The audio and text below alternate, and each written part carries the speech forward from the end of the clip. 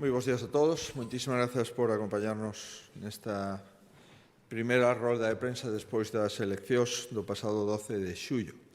Vimos de celebrar efectivamente o primeiro Consello e, por tanto, o primeiro Consello en funcións que celebra o Goberno de Galicia. Como recordarán, no ano 2016 aprobamos unha lei no Parlamento, a Lei Galega de Transparencia do Goberno, no que, entre outras cuestións, regulábamos as boas prácticas relacionadas especificamente cos procesos de transición entre gobernos. En esa lei se concreta a limitación de facultades que ten o Goberno durante o período que transcurre dende a data posterior ás eleccións ata a data inmediatamente posterior á toma de posesión do Goberno de Galicia, unha vez investido no Parlamento o presidente da Xunta. Por tanto, estamos nun momento de moi estricto no senso de tomar decisións e moi limitado, en consecuencia, en canto aos asuntos que poden ser resoltos polo Goberno de Galicia. Certamente, esa lei non prevé a posibilidade de que poda continuar gobernando o mesmo partido político que sustenta o goberno nas anteriores legislaturas. Pero certo verdade é que, sendo así, o obrigatorio é aterse estrictamente ás competencias que a lei outorga aos gobernos en funcións. En todo caso, con independencia de esta cuestión, nos vamos a seguir xestionando, como non pode ser de outro xeito, a pandemia e a situación sanitaria e económica extraordinaria como consecuencia dos efectos da COVID-19. A xestión da pandemia, pois, vai a seguir ocupando a prioridade do Goberno en funcións e vamos a seguir adoptando todas as decisións que sexan necesarias para afrontar a pandemia do COVID durante as próximas semanas, ata que a finais de agosto, todo parece indicar, o presidente da Xunta que salga investido no Parlamento poda nomear goberno. Sendo isto así, quero contextualizalo para que comproben ustedes que intentaremos cumplir estrictamente os nosos cometidos e interpretando esta lei dentro dun contexto de pandemia e, por tanto, facendo unha interpretación lóxica e intelixente de que medidas se poden adoptar por un goberno en funcións, pero un goberno en funcións dentro dunha pandemia sanitaria e tamén, en algúns casos, os efectos que pode ter a pandemia económica que vamos a seguir vivindo con máis intensidade a medida que vayan transcurrindo as próximas semanas. En canto á situación da pandemia, temos neste momento 224 casos activos, 3 menos que no día de onte. Do total, o brote da Mariña que se atopa controlada é o que concentra máis casos activos, son 138, dun total de 224. 138, dos menos que onte, tras terse realizado xa na Mariña 3.800 probas PCR. Outro punto onde nos últimos días temos concentrada as nosas preocupacións é en Betanzos, onde os expertos nos indican que se atopa identificada a orixen e controlada a súa evolución cos datos de agora. A día de hoxe realizamos en Betanzos 135 PCRs e temos 10 casos activos, un máis que onte. Nos hospitais galegos, número de pacientes hospitalizados son 6 e un hospitalizado na UCI dende fai xa probablemente máis dunha semana, ou no entorno dunha semana, que, como saben, unha persona que viña de outra comunidade autónoma e que el mesmo entrou no hospital e que inmediatamente foi incorporado e ingresado na UCI. Seguimos, por tanto, con 5 pacientes ingresados en Lugo, un paciente ingresado na Coruña e un paciente en UCI no Hospital Álvaro Cunqueiro en Vigo. Como saben, tamén hai máis de 5 semanas que non se registran falecementos por mor do coronavirus. Seguimos a traballar para detectar, esta é a clave, detectar e controlar calquer tipo de brote. E por iso facemos un chamamento para todas as persoas que acuden a Galicia nestas últimas semanas e as que vayan a acudir este fin de semana e os próximos días para saber que teñen un sistema sanitario a súa disposición e un teléfono específico para eles, 881 00 20 21, é o seu teléfono. Persoas que nos visitan de outras comunidades autónomas e persoas que nos visitan de outros países. Efectivamente, temos detectado algunha brote externo, persoas peruanas, senegaleses, persoas provintes de México, de Brasil. Pedímoslle a todos eles, por favor, que contacten con este teléfono 881 00 20 21, así como calquera outra persona que non teña un centro de saúde en Galicia, como consecuencia de que non é residente na comunidade autónoma, que saiba que os queremos diagnosticar para protexer a súa saúde, en primer lugar, e protexer a saúde dos galegos en consecuencia. Estamos a disposición, insisto, todos os galegos teñen un centro de saúde, saben o que teñen que facer. Este teléfono está para todos aqueles que son españois e non teñen unha tarxeta sanitaria galega, senón que proveñen de outros servicios de saúde. Este é o seu teléfono. E para aqueles persoas que veñen vía aeroportuaria, normalmente xa sexa Portugal ou resto de aeroportos españois e que proveñan de outros países, teñan ou non pasaporte español, pedimos, por favor, que se poñan en contacto con este teléfono para facer unha orientación no caso de que posúan algún síntoma. Pero, en todo caso, se non posúen síntomas, o óptimo sería que non lo comunicara. Unha persona procedente de un país estranxeiro que nos comunique que entrou en Galicia, que o seu domicilio vai a ser este, que a súa actividade laboral, no seu caso, será a outra, ou, no caso de que veña simplemente por un contacto familiar, pois que nos diga cal é o seu domicilio habitual e o seu teléfono. Creo que non é moito pedir, queremos cuidar a todo o mundo que entre en Galicia e tamén queremos cuidar, lóxicamente, os que viven en Galicia. Como decía, seguimos traballando tamén para detectar posibles casos nas persoas máis vulnerables. Estamos a piques de rematar o segundo cribado xeralizado nas 25.000 persoas que viven en residencias da terceira idade ou residencias de discapacidade. A día de hoxe levamos feito xa o 95% das PCRs, toma de mostras en todas estas residencias, e están analizadas do 95% xa extraída, a mostra están analizadas ao 91%. Neste momento non hai ningún positivo nas residencias da terceira idade de Galicia no que se refire a residentes e temos un positivo no que se refire a traballadores, concretamente en Burela, que, como saben, é a mesma persona que estivo traballando na residencia 1 hora e 30 minutos ata que tivemos a confirmación de que tiña unha PCR positiva e automáticamente, lóxicamente, non pudo seguir traballando, a pesar de que se incorporaba ese día por primeira vez. Estamos facendo tamén cribados selectivos. Ofrecimos cribados selectivos á Guardia Civil, a resposta foi afirmativa, e a Guardia Civil en Galicia se está facendo un cribado generalizado. Ofrecimos tamén o mesmo cribado da Policía Nacional, a resposta foi negativa. O Ministerio do Interior nos comunicou que, de momento, consideraba non necesario facer ese cribado. Non seguimos pensando que sería razonable facelo, e tamén ofrecimos cribado a todas as policías municipais de todos os concellos de Galicia. E entendemos que é oportuno facelo. Ademais, estamos facendo un cribado especial a todo o persoal sanitario outra vez nos centros da Mariña Lucense, tamén nas oficinas de farmacia e personal dos concellos afectados da Mariña. Por tanto, estamos, insisto, observando todo o que podemos para intentar paliar os efectos deste virus, que ás veces non se poden paliar, pero sí se pode circunscribir e aillar para que a infección non se extenda de forma generalizada e, sobre todo, sin coñecemento previo á población e, de forma moi especial, o que máis nos preocupa, é a población vulnerable. A incidencia acumulada nos últimos 14 días en Galicia está máis ou menos pola metade que a media de España. En Galicia estamos no 8,8, España está no 17,68 e nos últimos 7 días España está 5 veces por riba de Galicia. Galicia está no 2,4 e media de España 10,9. Tanto, as condicións de momento son condicións razonables, pero, reitero, isto non vai a disminuir, isto vai a aumentar.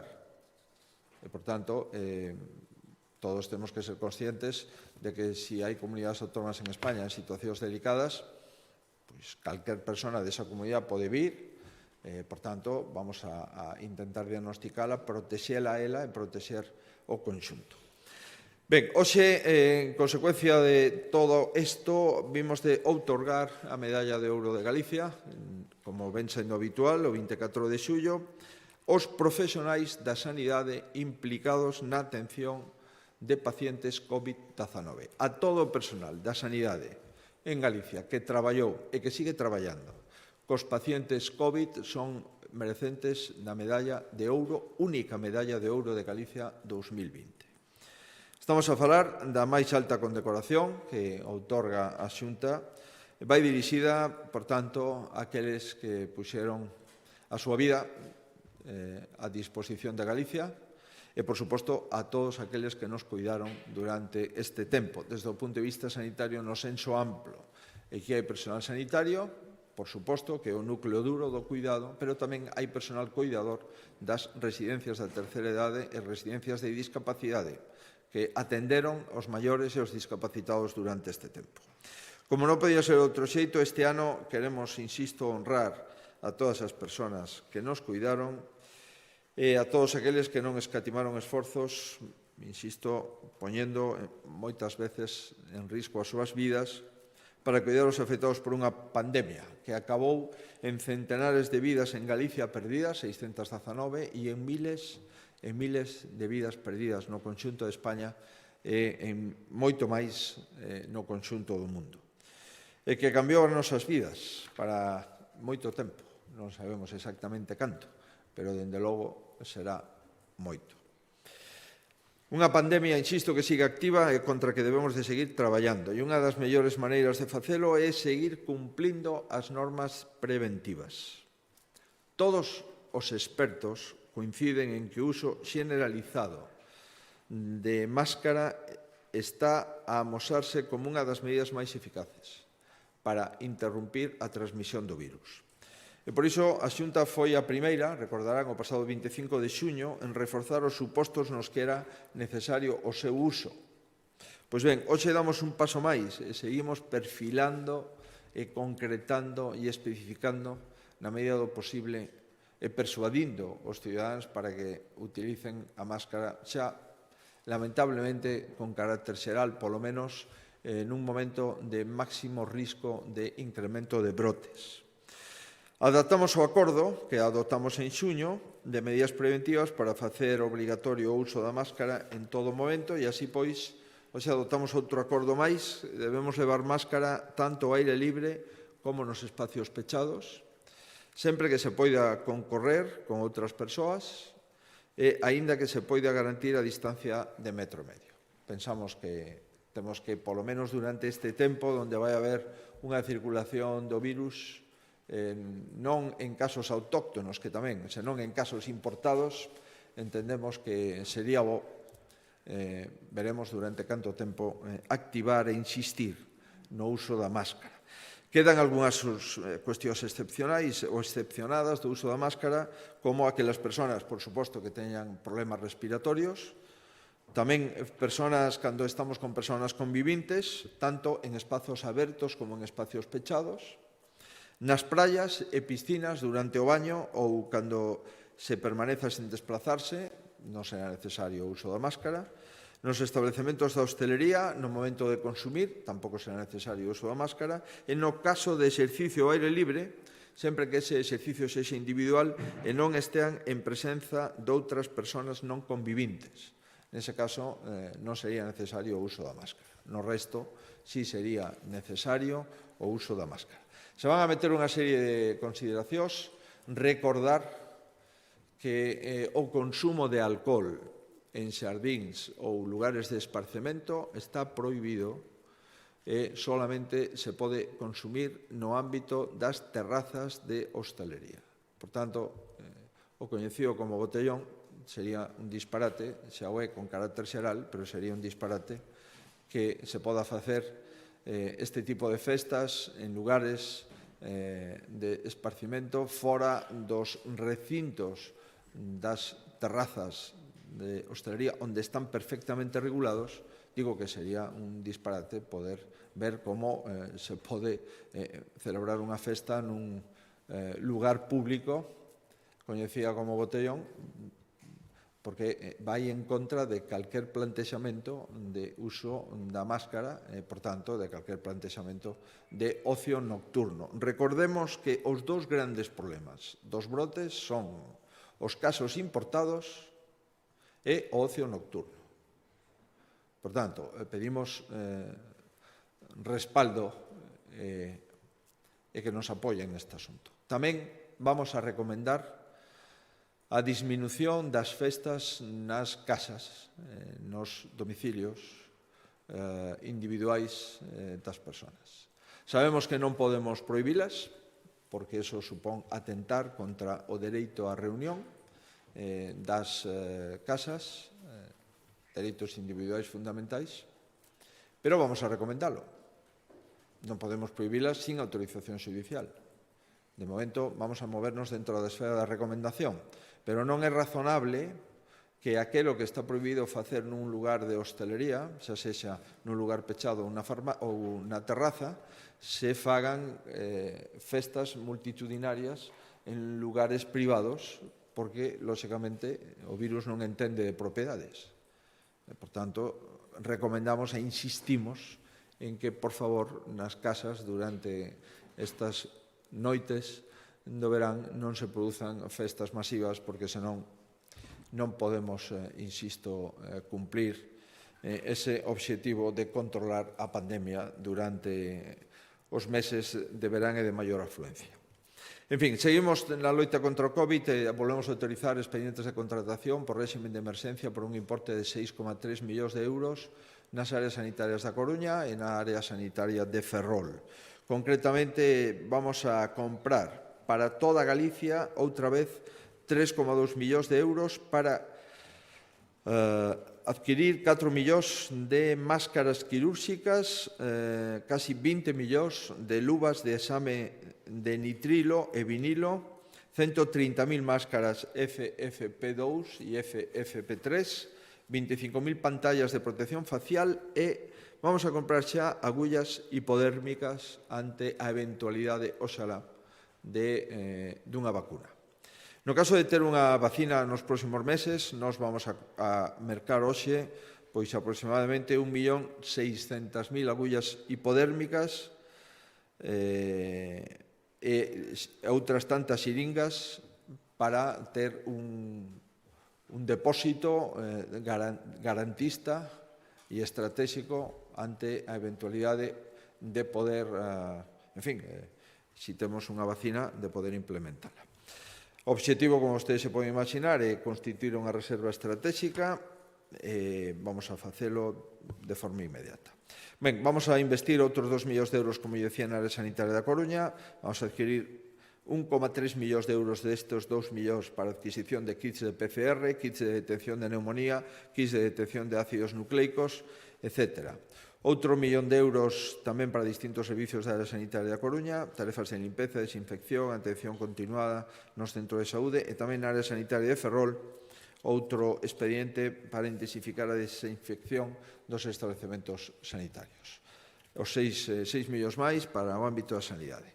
Axudamos os concellos medianos, máis modestos, 42 concellos con poblacións inferiores a 40.000 habitantes, cun mínimo de 300 plazas de aloxamento hoteleiro e con máis de 5 praias. Os que cumplan este requisito poderán ter financiamento para contratación de persoal que ordene a ubicación das praias, o funcionamento das mesmas, a limpieza e a desinfección, as sinais de cartelería, etc. Por tanto, 1,1 millón de euros para 42 concellos a través de outros tantos convenios, concellos de menos de 40.000 habitantes que teñan características turísticas, como mínimo 300 plazas de aloxamento hoteleiro e máis de 5 praias no término municipal. Unha vez que o Concello de Gondomar e a Diputación de Pontevedra se poñen de acordo nunha transferencia dunha estrada, concretamente a que une Vilaza e Parada, o Goberno de Galicia autoriza ese decreto de cambio de titularidade da referida estrada provincial, que agora será municipal. 10 bolsas de formación do Centro Ramón Piñeiro para investigación en humanidades. Sacamos unhas 10 bolseiros máis, se debe acreditar, ademais da titulación do grado das titulacións exixidas, tamén o coñecemento da lingua galega de nivel de perfeccionamento ou CELGA 4, para traballar en proxectos concretos. Por exemplo, Dicionario galego-italiano, Bibliografía de literatura galega, Corpus de referencia do galego actual, Cantigas de Santa María, etc. A data estimada de comenzo da formación será o 1 de novembro do ano 20 e finalizará o 31 de outubro do ano 22. As solicitudes deberán presentarse a través da sede electrónica da Xunta de Galicia unha vez publicada a convocatoria. No Centro Ramón Piñeiro levamos 26 anos traballando a través de distintas fórmulas. No ámbito dos bolseiros, levamos 500 investigadores ou bolseiros traballando neste centro, estudando, protexendo, conservando a lingua propia de Galicia. Hoxe tamén facemos público o programa para o fomento do emprendemento femenino. Os obxectivos deste programa siguen sendo apoiar iniciativas empresariais constituídas por mulleres, impulsar outras medidas complementarias de conciliación, e tamén mulleres emprendedoras que teñan unha idea podan materializala cun incentivo de diñeiro público da Comunidade Autónoma. Entre o ano 16 e 19 se financiaron 381 proxectos liderados por mulleres e se crearon 695 postos de traballo feminino.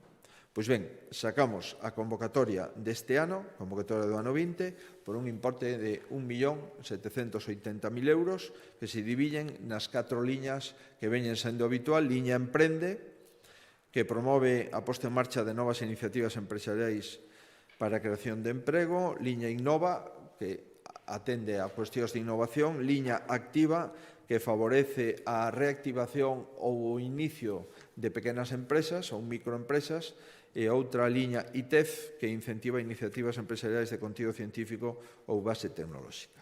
Ben, volvemos a sacar esta convocatoria do ano 20, que foi publicada no pasado DOGA xa, cun orzamento de 1,780.000 millóns de euros. Seguimos en temas económicos. Vamos a axudar os concellos emprendedores que teñen polígonos industriais. Aqueles concellos que baixan os impostos teñen que ter unha discriminación positiva por parte das axudas do Goberno de Galicia. E prácticamente todos os concellos emprendedores que pediron esta axuda a teñen concedida. Refírome a 2,5 millóns de euros en beneficio de 34 proxectos que se realizarán en 30 parques empresariais municipais que se sitúen dentro do Concello Emprendedor, que, como ustedes saben, son aqueles que baixan os impostos para os primeiros inversores. Se destinan a maior parte a desenvolvemento de infraestructuras viarias nos polígonos municipais, tamén a plantas de depuración de auga, colectores, a xestión de residuos, de seguridade, de vigilancia, de loita contra incendios.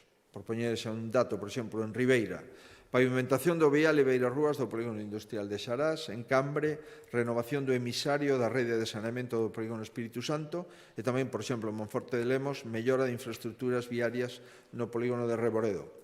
Este programa chega a 10 concellos, 10 parques empresariais de 10 concellos emprendedores en Ourense, 9 en Coruña, 9 en Pontevedra e 6 en Lugo. Se trata, por tanto, de apoiar os concellos que apoian os emprendedores. Parece un trato bastante razonable. E último asunto, hai un informe sobre a participación de Galicia no Programa Europeo de Investigación e Innovación da Unión Europea chamado Horizonte 2020. A conclusión, levamos captados 134,7 millóns de euros no período 2014-2009, un 55% máis que o período anterior 2007-2013. Hai un total de 132 entidades galegas que obtiveron financiamento europeo a través deste programa que xestiona a comunidade. Concretamente, as universidades conseguiron o 34,9% deste programa, os centros tecnolóxicos o 22,7%, as empresas o 18,7%, a administración pública o 11%, centros públicos de investigación 5,4% e asociacións de investigación 3,3%, resto de asociacións 3,9%. Bueno, pois este ano volvemos a sacar unha convocatoria para incentivar o cofinanciamento deste programa por un importe de 5 millóns de euros para impulsar a internacionalización da I+D+I galega. Levamos concedidos apoios neste programa que, como digo, a maioría deles, o 35% teñen como destinatario os programas de investigación das universidades. Que perseguimos? Mellorar a calidade das propostas galegas no programa marco europeo e incrementar o impacto da convocatoria na economía de Galicia.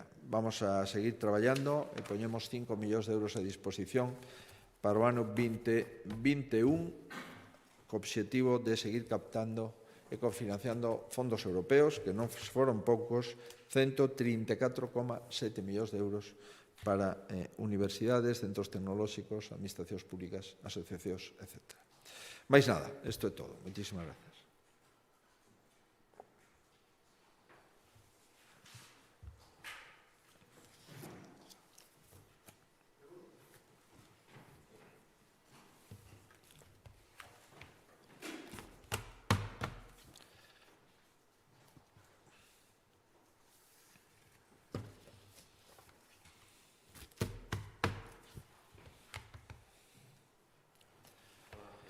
Días. Antes de nada, felicitalo polos contundentes resultados do pasado domingo. Moitas gracias. A miña pregunta é relacionada con... fala vostede un pouco de otorgar a medalla aos sanitarios que loitaron contra o COVID. Quería preguntarlle por que esa distinción dos que loitaron e non do todo o colectivo sanitario. E logo, relacionado con esta pregunta, xusto vostede gañou as eleccións do domingo, pero xa esta semana houve críticas dos sindicatos Omega, do CENS, do sindicato SATSE de enfermería, criticando as condicións laborais dos profesionais. Esta mesma semana se coñeceu que se pecha unha planta en pediatría no Hospital do Cunqueiro, se traslada unha ambulancia de Ibile García a Sanxenxo. Quer dizer, que sigue habendo moitísimas críticas polas déficits en sanidade. Quería preguntarlle un pouco que lle parecen todas estas críticas. E despois, unha segunda pregunta relacionada un pouco tamén cos casos. Falamos de Betanzos, caso importado, falamos de Ribeira, caso importado. Quería preguntar se xa ten a Xunta investigado os casos da Mariña, se sabe de onde pode proceder o gran foco da Mariña e, sobre todo, por que se está propagando tanto, porque hai fontes que apuntan a que as masivas manifestacións da Alcoa puderon espallar o virus. Gracias. Bueno, en primeiro lugar, moitas grazas pola felicitación. En segundo lugar, dice que hai críticas sindicais, pois todas son críticas que temos que respetar e nós vamos a seguir traballando. Os galegos, ademais, nos acaban de mandar de unha forma moi clara que temos que seguir traballando e o vamos a seguir facendo. Non hai ninguna dúbida ao respecto. Nós vamos a seguir traballando e seguir propoñendo, porque gobernar é indelegable, a pesares, insisto, de que as nosas competencias neste momento estén concernidas por un goberno en funcións. Nos propoñemos a toda a comunidade educativa a facer test serolóxicos a todos os profesores e propoñemos implementar nas aulas o protocolo que a Consellería de Sanidade considera correcto. Por tanto, as autoridades educativas o que teñen que facer é implementar os protocolos que no ámbito da sanidade se consideran adecuados. E é o que estamos facendo. Cumprindo taxativamente a normativa da Organización Mundial da Saúde, cumprindo o protocolo sanitario e tamén cumprindo, digamos, as recomendacións de inicio de curso que o Ministerio de Educación e o resto de comunidades autónomas están implementando. Eu creo que temos que ser razonables, porque non van a haber tempos fáciles. Os tempos van a ser difíciles, están sendo difíciles. En relación con esa decisión que vostede me fala do Hospital Álvaro Cunqueiro, non teño información ao respecto, pero estou convencido que o que se faga nos hospitais sempre teñen unha resposta e unha xustificación. Hoxe hai 1.700 personas contratadas e traballando nos hospitais por riba da plantilla que había o 15 de marzo para loitar contra o COVID. Por tanto, mire, supoño que este verán nadie discutirá que non temos xente traballando. O que ocorre é que é evidente que cando baixa a programación e cando hai que dar as vacacións regulamentarias ao personal, lóxicamente vamos a seguir facendo, pero non hai ningunha decisión de disminuir a actividade, ao contrario. Este verán queremos facer máis actividade que os veranos anteriores, porque temos moitas camas libres. E levamos con moitas camas libres durante a pandemia e temos que ir retomando a actividade programada. É complicado, porque agora hai que contrastar unha PCR antes de intervir unha persona, eso leva, lóxicamente, algún tempo, conleva algunha estadía por riba das anteriores. Bueno, vamos a seguir traballando. Sorpréndeme o tema da ambulancia, porque nós, na ambulancia, salvo que estemos nun erro de información, cando chega o verán, esa ambulancia que está no entorno do hospital se traslada a Sanxenxo, porque é onde máis persoas están vivindo. E, por tanto, por razóns de proximidade, se fixo sempre que a ambulancia que estaba no hospital se traslada a Sanxenxo durante o período exclusivamente estival para atender as urxencias e as emerxencias sanitarias de toda a comarca. Estamos falando de unha diferencia kilométrica bastante, en fin, non é determinante. Ademais, se despraza ata aqueles puntos da comarca que activa o 061 sempre e vai a continuar a prestar servicios nos traslados de críticos e patologías urxentes. O primeiro que fixo esa ambulancia, cando chegou a Sanxenxo, foi a atender un infarto de miocardio que se produzo exactamente nese termo municipal. En todo caso, este ano hai máis recursos sanitarios, porque incrementamos 12 ambulancias asistenciais de soporte vital avanzado, 4 ambulancias asistenciais de soporte vital avanzado de enfermería, 107 ambulancias asistenciais de soporte vital básico e 2 ambulancias convencionais. Todo isto, en fin, non é un tema menor. En o caso na Bisbarra do Salnés, incrementamos outra ambulancia, ademais da anterior. Por tanto, en fin, isto é o que neste momento. E o helicóptero medicalizado ten un contrato para incrementar o horario da súa actividade de as 24 horas en vez das 12 que tiña antes. Nunca houbo tantas ambulancias na comunidade autónoma traballando. Iso é o que lle podo confirmar e contrastar. Sobre os brotes, a súa orixe dos brotes, etc., bueno, nós pensamos que hai brotes que son importados, iso é o que nos dice as persoas que están traballando na rede de alerta, no rastreo. Na Mariña entendemos que foi un brote autóctono, dentro dos propios habitantes da Mariña. Dixemos dende o principio que estaba en Burela, por razóns de prudencia, por si acaso había máis brotes noutros concellos, pechamos toda a Mariña e posteriormente fomos aperturando. Unha vez que íbamos incrementando o número de PCRs, levamos feitas máis de 3.000 PCRs e fomos circunscribindo e circunvalando o brote, o núcleo central do brote, a Burela. E, por tanto, fomos abrindo con criterio de prudencia máxima distintos concellos da Mariña. Bueno, neste momento hai un pechado, o resto está aberto. e temos número de persoas activas 138 que están nas súas casas, salvo un ou dous que están no hospital. Isto é o que temos neste momento. A información que teño e que lle traslado. Mire, todos os movimentos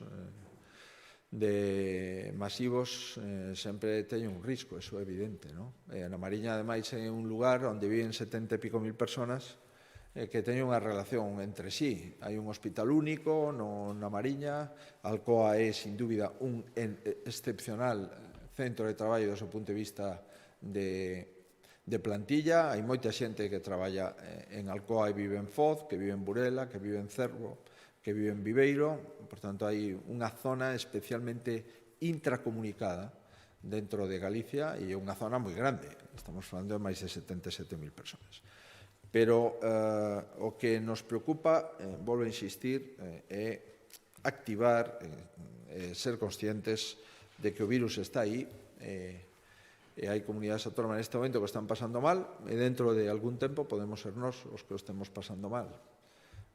Se somos precavidos, temos máis posibilidades de sortealo, e se pola contra somos temerarios, pois a posibilidade é alta. Por iso reitero que é moi necesario que as persoas que cheguen a Galicia que saiban que están protegidas, e aínda que non teñan un centro de saúde porque non residen aquí, pois que saiban que se se poñen en contacto con este teléfono ordenamos o seu seguimento, e se nos deixan o lugar de domicilio e de residencia, pois entón os podemos ter localizados, e iso facilitaría moito as cousas.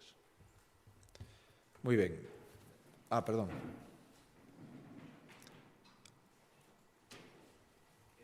Sí, Alex Vázquez del diario.es. Queríalle facer unha pregunta en relación ao anuncio da obligatoriedade das mascarillas. Se podería aclarar en que, cando entra en vigor esa proposta, e despois en relación coas queixas sobre os sindicatos de educación e o protocolo sanitario para o curso vindeiro, anunciaron hoxe pola mañá que van a intentar que non se inicie o curso con esas medidas. Entonces, queríalle preguntar se a Xunta ten algunha posibilidade de dar marcha atrás en propostas, por exemplo, como a de non reducir o ratio de alumnos por aula. Gracias.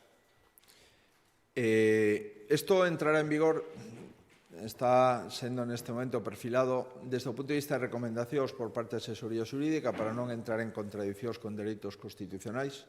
Refírome ao tema de reunión en domicilios, lugares privados, que vai a ser unha recomendación.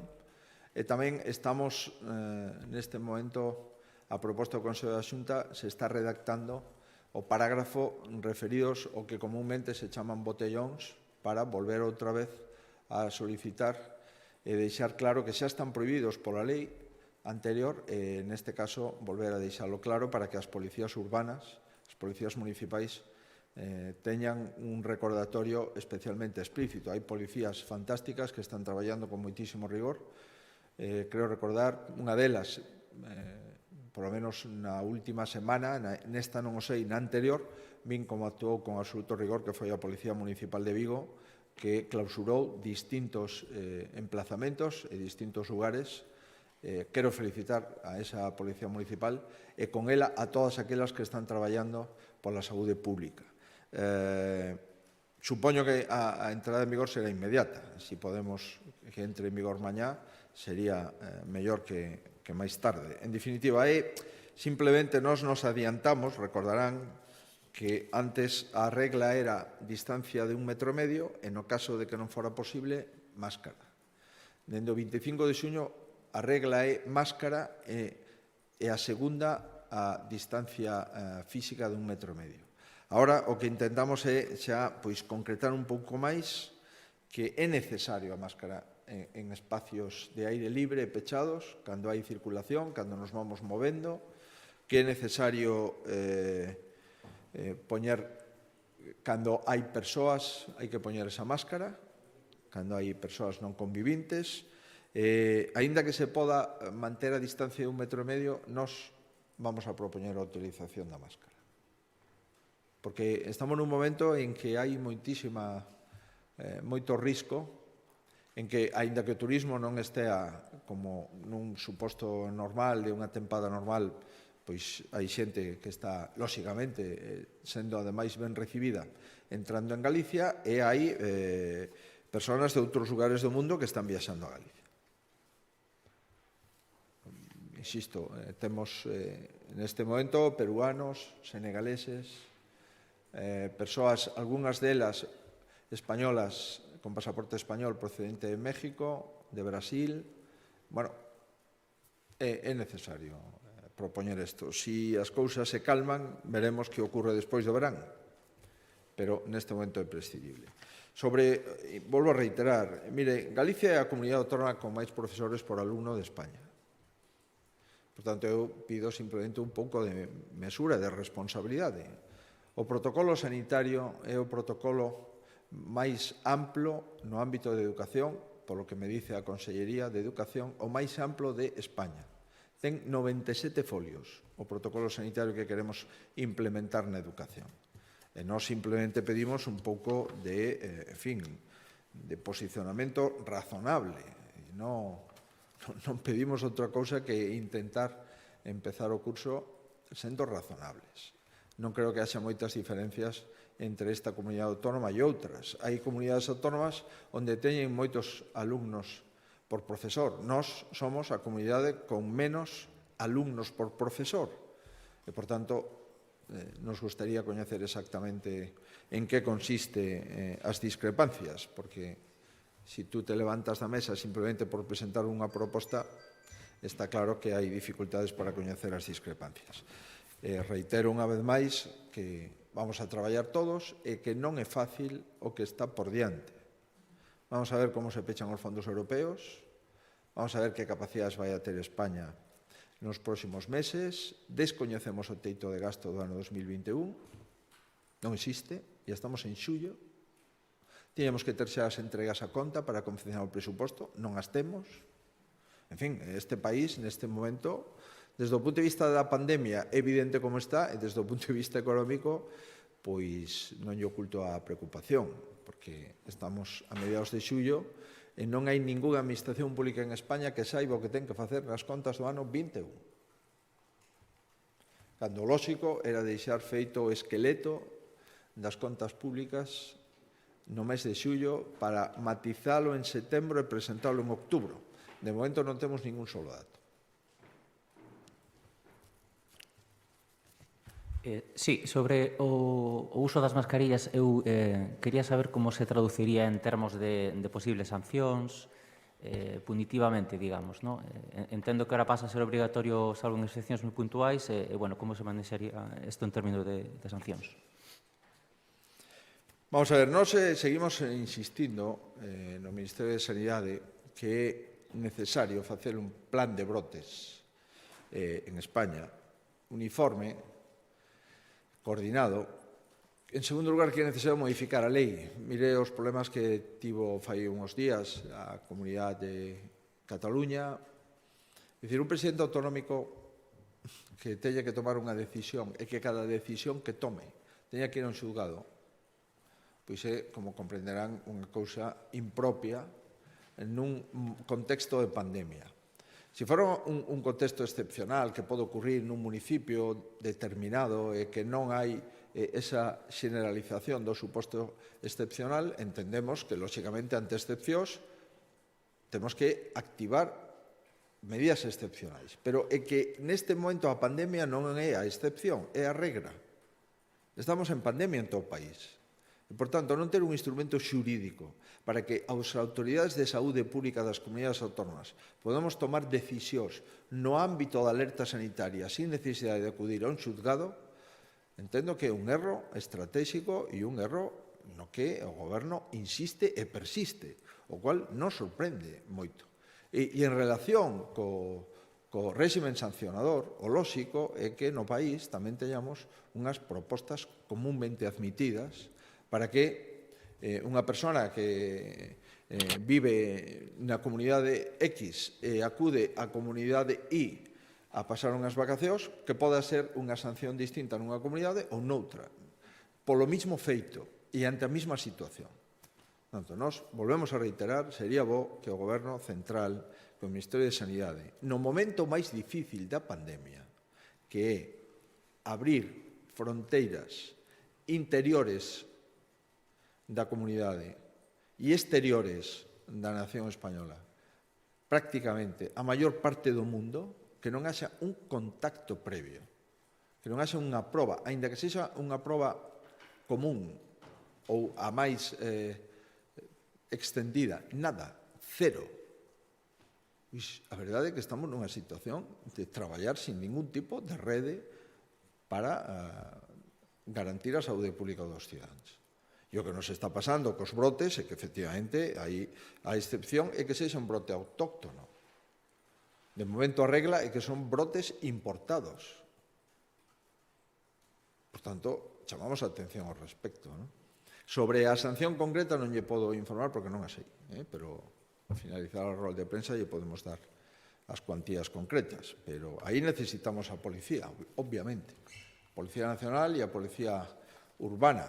Nós, os medios que temos de Policía Autonómica, os estamos dedicando aos lumes e ao ocio nocturno, as dúas cousas. Normalmente, nós non facemos vigilancia de ocio nocturno, eso lle corresponde a outras policías, pero, sin embargo, tomamos a decisión de apoiar a policía local para inspeccionar locales nocturnos e ver si se cumple ou non se cumple. Eu reitero, isto non é unha broma, porque o problema é que no ocio nocturno a xente que acude con carácter xeral é xente xoven, sana, e que probablemente sexa asintomática ou teña síntomas leves, pero é que esa xente sana e que se sinte forte porque chega a casa onde poden convivir con xente xa que non é xoven. E esa xente vulnerable é a que posteriormente, unha vez infectada, é a que se vai a hospitalizar e é a que é tributaria de UCI. Por tanto, reiteramos, cuidado cos pais e cos avós, porque eso ten un risco altísimo. Bueno, si les parece... Hai outra? Perdón. Sí, por aquí Alfonso Núñez, Informativos Telecinco. Lo primero, enhorabuena por esos resultados del otro día. Y quería preguntar en concreto por ese brote de Betanzos, si le preocupa mucho, si viendo un poco la evolución, ¿no?, en comparación, por ejemplo, con el de la Mariña, cree que está en general bastante controlado.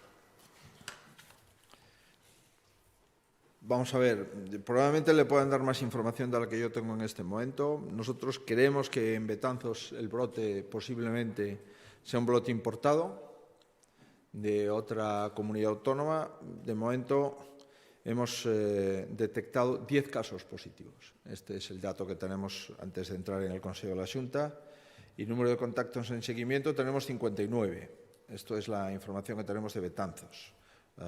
Bueno, en cuanto a número de casos activos, después de A Mariña, es el segundo caso más importante que tenemos en Galicia. Todos los demás son 4 casos, 3 casos, y son casos, bueno, a veces de ellos una familia, como es el caso de Beariz. Son, de momento, cosas que nos parecen bastante asumibles, ¿no? Y en relación a la primera pregunta, perdón, no sé. Era Betanzos, perfecto, muy bien. Pero sí que tenía otra duda sobre el tema de la mascarilla en las playas y en piscinas. Sí. ¿Es obligatorio hasta el momento del baño? La verdad es que pensamos que, por criterios de prudencia, es evidente que cuando uno toma el sol no necesita mascarilla, cuando uno acude a un baño, a bañarse tampoco, pero cuando uno está en movimiento, la recomendamos. En este caso, más que recomendarla, la exigimos. Insisto, comprendo que puede ser o puede interpretar a la gente un exceso, pero de verdad créanme que lo hacemos por ellos. No tenemos ningún interés en molestar. Pero cuando circula mucha gente a la orilla del mar y se cruza mucha gente que normalmente va caminando, algunos de ellos un poco rápido, pues, y hay gente evidentemente no conviviente y se cruzan personas que van delante, atrás. Bueno, pensamos que que es prudente llevar la mascarilla incorporada. Lo lamentamos, pero pensamos que es bueno hacerlo. Muy bien, muchísimas gracias.